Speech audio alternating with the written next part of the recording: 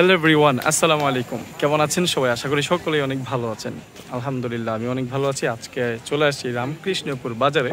আর রামকৃষ্ণপুর বাজারে আপনারা সামনেই দেখতে পাচ্ছেন ইহান, আর ইহানের সামনেই রয়েছে রামকৃষ্ণপুর লঞ্চ ঘাট, ঐতিহ্যবাহী একটি লঞ্চ ঘাট।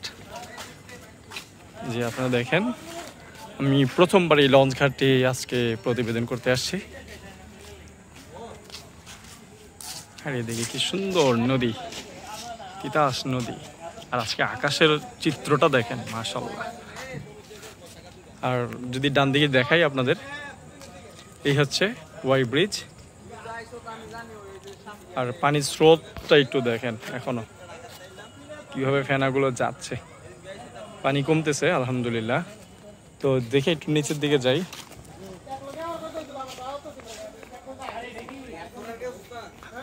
আমার ছোটবেলার দৃশ্য মনে আছে, স্মৃতি।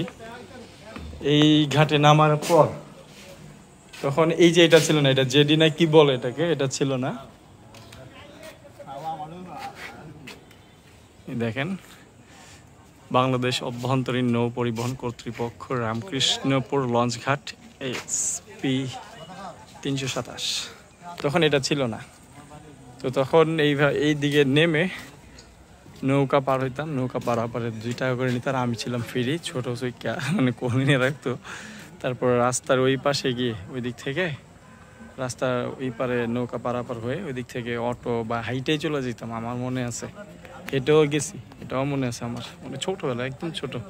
তখন স্কুলও পড়ি কিনা সন্দেহ। স্কুলও পড়ি না, আমার মনে আছে তখন স্কুল পড়তাম না। আর এদিকে যদি দেখি, ফেনার দিকে তাকালে মনে হয় যে কি আমি যাচ্ছি অন্যদিকে, অথচ ফেনা কিন্তু পানিগুলো কিন্তু যাচ্ছে এদিকে।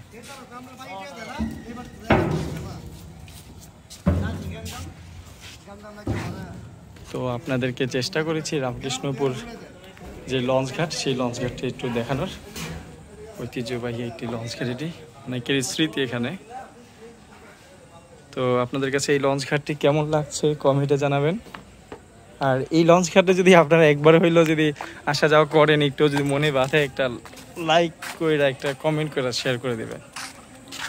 তো আপনারা সকলেই ভালো থাকবেন, সুস্থ থাকবেন। দেখা হবে আবার নতুন কোনো ভিডিওতে। আল্লাহ হাফিজ, আসসালামু আলাইকুম।